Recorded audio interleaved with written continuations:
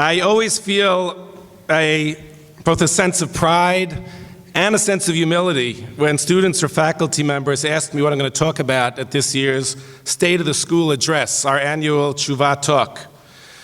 Pride, because the purpose of this time of year is for us to take stock of where we are, what we've achieved, where we have faltered, and how we need to grow. That is something that we need to do as individuals in front of HaKadosh Baruch Hu before the Ribono Shel Olam. It's also something that we need to do as a community. And I am grateful for the opportunity to help us look at ourselves in the mirror as a school community so that we can continue to grow and to build together. And there is no doubt that I am extremely proud of this community. This is a very special place. There are so many spaces, so many times when I feel like we are building something unique, something very special. I feel it when I stand with 600 people who are standing arm in arm at a school-wide Shabbaton at Suda Shlishit, singing V'hi She'amda with amazing spirit and real passion. I feel it when I learn Torah with 60 students on Thursday night, late on a Thursday night, via some eTim web platform, just because people decide that they want to give their time to study Torah. I feel it when groups of students, as they recently did, take time on their Sunday because they want to do acts of chesed. It's an amazing and a beautiful thing. And I feel it on Yom HaAtzmaut when the entire school community gathers in proud support of the United Israel. I have to give this shout out. I feel it when 12 or so senior boys take their lunch period every Friday so that we can learn Torah together. That is like a strong statement of, you know what, I'm in the game. I'm a member. I'm a part of this. I feel it in small acts of friendship and kindness that I see here every day. The truth is, I feel it when I walk around the building while classes are in session because it feels like a place of serious learning, questioning, and growing. A place where teachers and students develop deep and meaningful relationships around the study of texts in Torah. But we know that this season is not just about patting ourselves on the back. It's also about identifying areas of weakness and potential growth. So here is the topic that I would like to focus on with you today. It's been on my mind lately a lot, and it is, as a concept, I'd say, it's about thinking about Judaism as a gift that we should be proud of, a gift that we should want to share with other people. And I actually think that it's something that we forget. And we end up thinking about aspects of our Jewish life as a burden. Lately, I've been asking myself whether and in what ways we consider Yahadut, Jewish life and practice, to be a gift. And are we proud enough of it, not just in terms of some general sense of Jewish pride, but particularly pride about acting Jewish, pride in mitzvot, in halachic obligation, in Jewish values and action, pride in the responsibility that we carry as Jewish men and women to bring into our real worlds the message of human dignity and tzedek. So I want to start, when I want to talk about Judaism as a gift, I actually want to start by talking a little bit about just the idea of a gift. A gift is something that actually we all relate to, kind of plays a fairly prominent, I think we always hope it'll play even a more prominent role in our lives. So I want to start with a story about my son. It doesn't matter which of my sons. Truth is, it's probably happened to all of my sons. It's probably happened to a couple of people here as well. I remember that it was Hanukkah time a couple of years ago, and Hanukkah, of course, means presents. So he was very excited about the different presents that he hoped to receive. Pretty much anything electronics or sports related. Electronics, sports related, those things would pretty much do. If the present were in one of those two categories, you pretty much couldn't go wrong. Well, we, his parents, sometimes we forget to think like what was then an 11-year-old. So we had seen a beautiful sweater, and it was at a great price. Wow, this is perfect. He would look so cute in that sweater. Can't you? Wow, can't wait to see him walking around in that sweater. So with great pride, it's Hanukkah. Oh, present, here you go. And you could tell as soon as he looked at the package, he's like, it's not shaped like an Xbox. It doesn't kind of look like anything that I play ball with. Something was wrong. It made him suspicious that his parents weren't quite in sync with where his head was at. He opened the box, and he could barely eke out a smile and a thanks. It wasn't exactly what he had in mind. A sweater. Well, my friends get this, and my friends get that. Fortunately, he had some cousins who were much more in tune with him that night and got him something that he really liked, so that worked out well. But gifts are a funny thing. I'm asking you to kind of really go with me, and can you think about this in your lives, different presents that you've gotten? We don't always analyze or think about that much. What could be bad? A present is a present. Well, not exactly. Think about some of the presents you got for your bar mitzvah or your bat mitzvah. Can you do that? You thinking about something you got for your bar mitzvah, your bat mitzvah? Which ones really made you happy? And why? Was it the Amazon gift card? The new set of chumashim? The iPad? Why did one thing make you happy and another thing not make you so happy? If we slow down long enough to think about it, you begin to realize that a gift is not just a gift because somebody gave you something. Does this make sense to you? Gifts actually reflect the things that are of value to you, that you're important, meaning they're important to you. Meaning, when you appreciate a gift, like ask yourself, why do I appreciate X and I don't appreciate Y? So you'll say, well, this is a good present and this is a less good present. But when you really think about it, what you appreciate as a gift says something about what you enjoy, what you value, and what's important to you. So it's true, I can't deny, there's no question that some things are more fun than other things. NHL 15 in my house, great gift. Sweater, not a great gift. But let's dig a little deeper.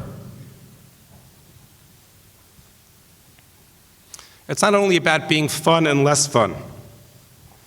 It's also a little bit about what's cool.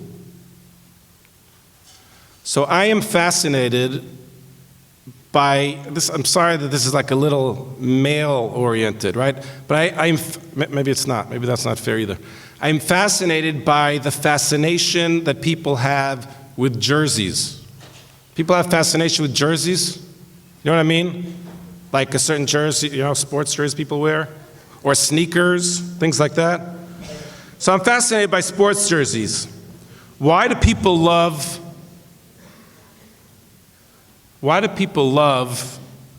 Melo jerseys, or Messi jerseys, or Lundqvist jerseys, or whichever quarterback is your quarterback? Why? It's not something that we think about a lot, but it's worth thinking about. We like to be seen in that jersey. It's a cool thing. We are proud to have it and to wear it. I'm sorry, Jets fans, I'm sorry. An iPhone 6 is cool, so it's a great present. A sweater is not so cool, not such a great present. Well, what makes something cool in that way?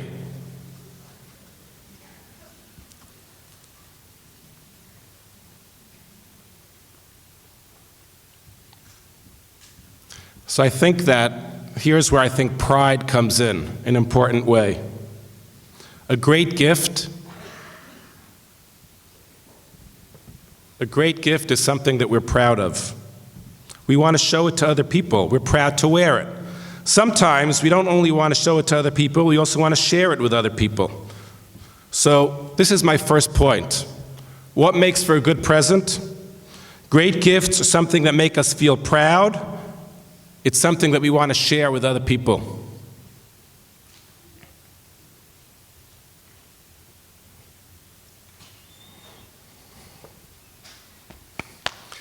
I want to share with you something else about a present. And for this, I'm going to ask you to pay attention to a Gemara. One line. The Gemara says that there are three great gifts that God gave to Bnei Israel. The three great gifts are Torah, the land of Israel, and the world to come. Those are the three great gifts. And the Gemara says, "V'kulan no nitnan ela al yidei yisurin." God gave all of them. The way that you obtain those gifts are through suffering. Okay, guys, I want you to focus on this, please. There's something very strange about this. It says these are gifts, and the way that you obtain those gifts is through suffering. I understand why Torah, Eretz Yisrael, and Olam Haba would be gifts for Jews. But what does it mean to be a gift that you gain through suffering? So for this aspect of presence, I actually want to share with you a statement from a great basketball player from when I was a kid, and hopefully you still know him. His name was Julius Erving, Dr. J. Do you know Dr. J? Yes. So Dr. J had the following line. Dr. J said, being a professional is doing the things you love to do on the days that you don't feel like doing them. Dr. J was given a great gift. His athletic ability was astounding, but that gift that was given to him could only be realized through hard work, amazingly hard work. He had to love what he was doing. That combination of being in love with something, finding it really important to you, and a willingness to cultivate that gift that you were given, that's a recipe for greatness. The Jewish people were given three gifts. Guys, listen to this. The land of Israel is an unbelievable gift. It is amazing that we are able to get on a plane. People are going for Sukkot, and you can go to Medinat Yisrael and celebrate a holiday there. You can go for your bar mitzvah, you can go for vacation, you can go for Pesach. You can move there, God willing. You can go fight in the army, you can go. We all know that gift, and we feel it.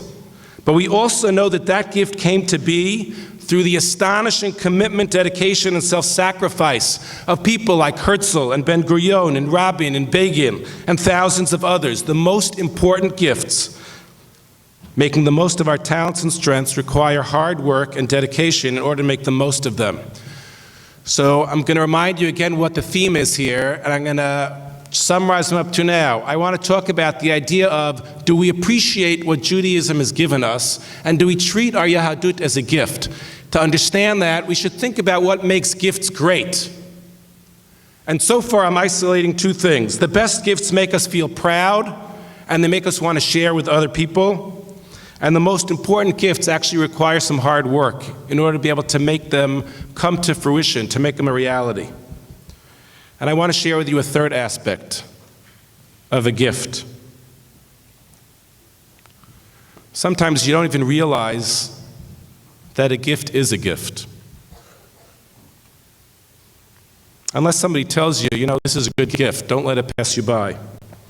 So I hope you don't find this too annoying, but basically, you can tell that maybe as I was thinking about this, I was speaking to my kids about some aspects of this. So while I was thinking about it, I went over to one of my kids and I said, can you remember a time when somebody either gave you something or took you somewhere and you didn't want to go?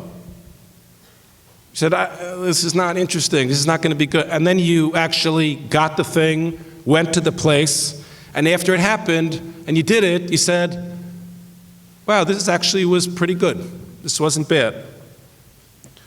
So he thought about it for a second and he said, yeah, actually there are two things that come to mind. The first thing that came to mind, for those of you for whom this is relevant, you should be proud that this is the first thing that came to his head. He said, last year when you wanted me to go to the SAR play, last year's play was The Crucible. Do you remember The Crucible? So last year you wanted me to go to the SAR play. I said, I don't want to go. And after you said, well, we're going. It's like family night out. We're going to the play. And he went to the play, and after the play, we went to the play, and then we went to Carlson Gabby's across the street. And we talked about it on the way home, and it was like, well, that was great.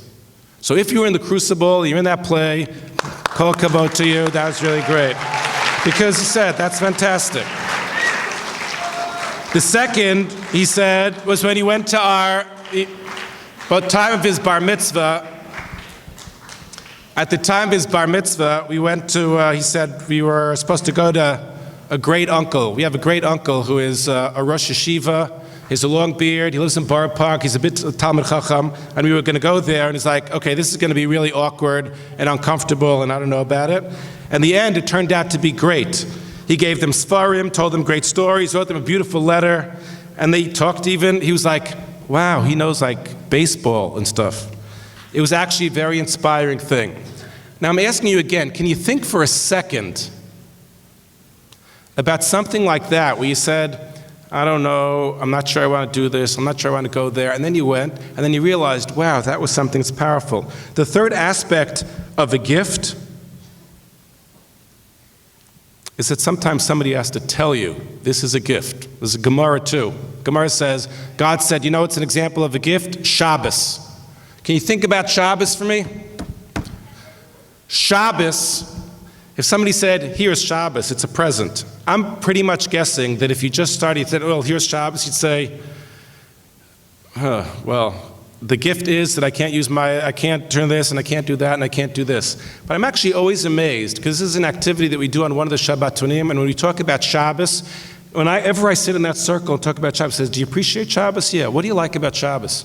I actually find it amazing that that's a night when we all sit around a table for 2 hours and we have a conversation. That's like a beautiful thing. I love that we all kind of sit around the couch and we talk to each other and we read, and it's so peaceful and it's beautiful. I love Shabbos. In other words, you only realize that that thing is a gift after it happens, but you don't realize so much that it's a gift before it happens. Sometimes somebody has to tell you that something is a gift in order for it to be a gift. So, this is the end of my first piece of the thing. Then I want to say something else. We've explored 3 aspects of a gift. What makes something a great gift? Great gifts make you proud. So proud that you want to share it with somebody. Really important gifts require that you work hard in order to be able to make the most of the gift that was given to you. And finally, sometimes you don't even realize that it's a gift unless someone tells you that it's a gift. And then you have to make a decision that says, okay, it's worth working on. I'm going to do the best that I can in order to make the most of the gift.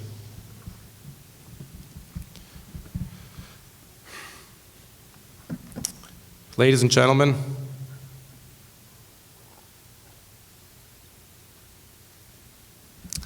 I don't know if I can sell this idea, because the only basis I have is it's kind of like when people advertise things, it's like they say you have to have the kind of face that people trust. When I was a kid, there was a news and anchor man. His name was Walter Cronkite. I don't know if you ever heard of Walter Cronkite, but people loved Walter Cronkite. And the reason why they loved Walter Cronkite is because there was a face where they looked at the person and he said, I believe him. I feel like I want to say something to you right now that comes from the depths of what I believe to be true. I can't bring any charts. I can't prove it to you scientifically. I can't do any of those things. I can only say it's what I really believe is true. And I want to say it to you. And I know that you believe it.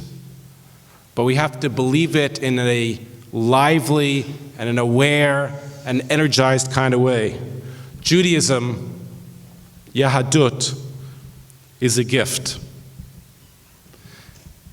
And I can only tell you why it is that I think it's a gift. I don't think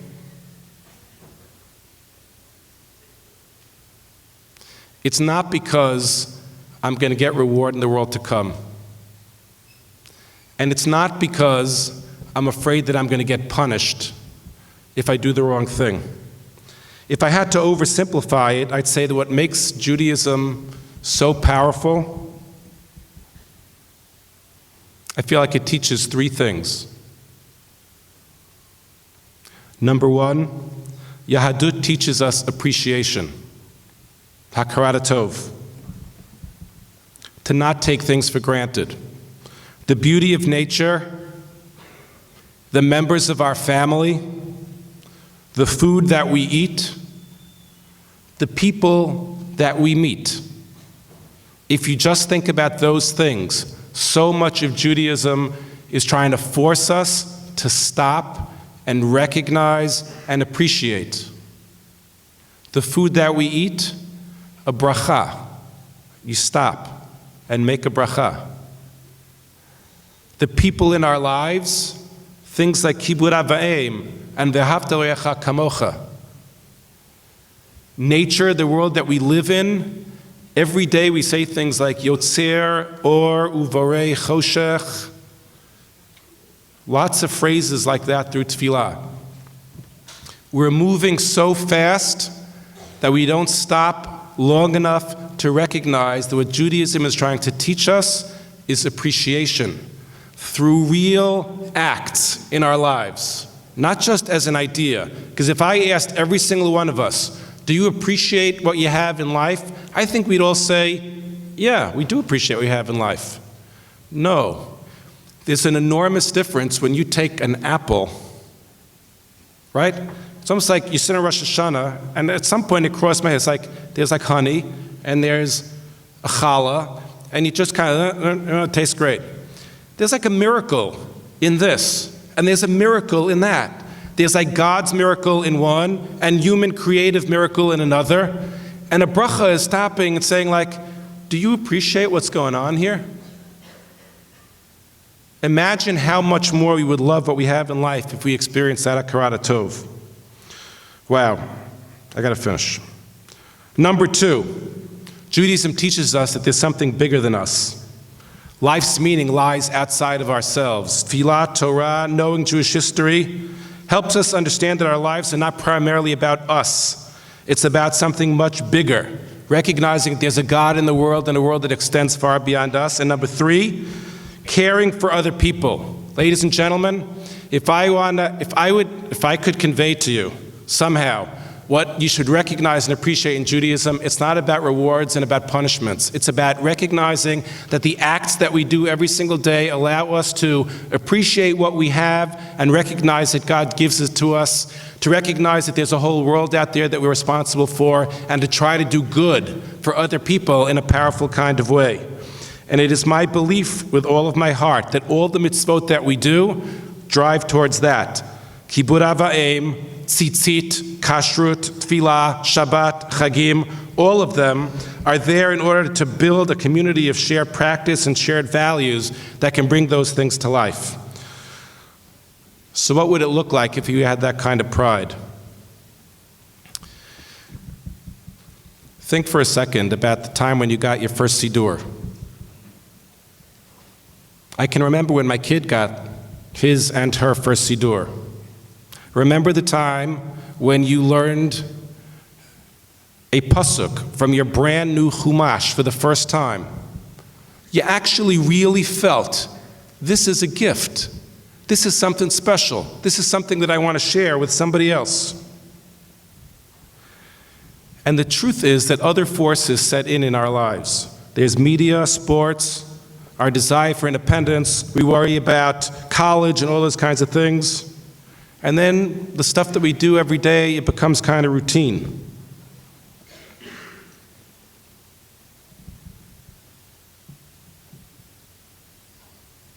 This is what I'm trying to tell you. We actually can make a decision for ourselves about what it is that's important to us and what we consider to be a great gift. It does demand that we take it seriously enough to try to work on it. And that's what Aseret Yemei Teshuvah is all about. Ladies and gentlemen, I have a real dream for what the school could, should, I hope, would someday be able to be. A lot of it is here already. Some of it isn't. My dream is that we should be a school community that embodies those 3 values by our actions, that we appreciate sanctity the everyday, that we care for other people, that we act out those values through real Jewish practice. My dream is that this school of ours should be a place filled with Jewish pride, not just national pride, but religious pride. Pride in the opportunity to make the world a more spiritual place, and pride in the responsibilities that we carry as Jews. That means, sorry if I haven't been concrete enough until now, If somebody's keeping Shabbos, it shouldn't be, I do, it should be, I'm so proud of the Shabbos that we're keeping together. I want that experience of Shabbos in an inspirational way. I want to share it with others. I would love to see that if 3 people, 5 people are sitting at a table eating lunch, somebody stops and says, oh, I should make a bracha. Because that is an enactment of appreciation of what I have in the world, and somebody else should say, yeah, that's right. Not that somebody should say, gee, this is awkward because I want to say Birkat Hamazon, and I'm afraid that the people sitting around me maybe don't. It should be, I'm going to say, we should say Birkat Hamazon, and the other people will say, you know what? You're right. We should. I would love for this to be a place where tzitzit fly out of people's clothing, because that is a statement of the pride in the fact that we are obligated to perform 613 mitzvot. I'm going to finish because it's late.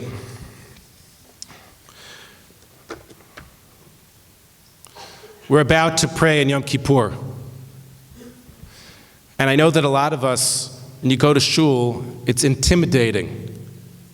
You're basically saying, I don't know if I can sit in shul for that long. And I don't know if I can say all these words because there are a lot of words I don't understand.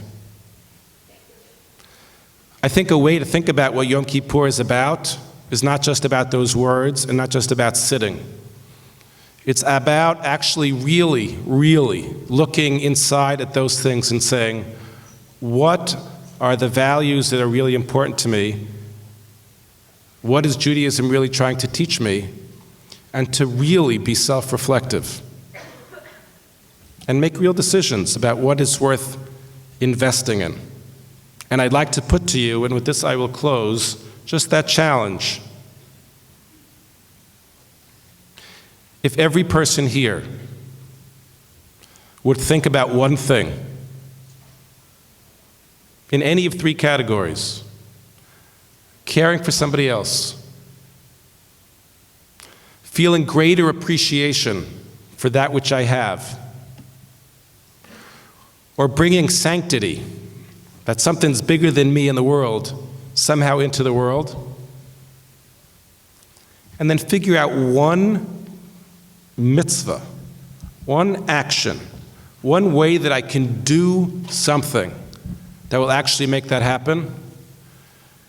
It is amazingly powerful for me to imagine 600 people, each of them deciding to do one thing, another act of chesed, another bracha, another or further experiencing of kind of singing a song on Shabbos. So as we approach Yom Kippur, I ask you to take the time that's allotted to not just feel the weight of this fast, am I going to be okay? But to see it as an opportunity to reflect really deeply about what I value, what's really a gift, and what can I do to actually bring that to life in our lives. On your way out, you are going to be handed, and I ask you to please kind of treat this nicely. It's just a bookmark.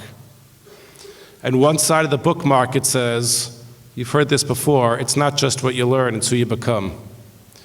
The other side of the bookmark, and thanks to Rabbi Drelich for putting this together, and Rabbi Lindenbaum, it says, on one side it says, it's not just what you learn, it's who you become. On the other side it says, who will you become? On the other side it says, who will you become this year? And it's being handed to you so that you can take it with you to shul and put it in your machzor, so that you can actually give thought to who you will become this year. It is my deepest hope that through our tefillot and our tzom on Yom Kippur, we should be blessed with a year of health, of peace in Medina Israel, of hatzlacha, of success, tzom kal, Have a good fast, everybody. Gmar Chatima Tova, and all the best.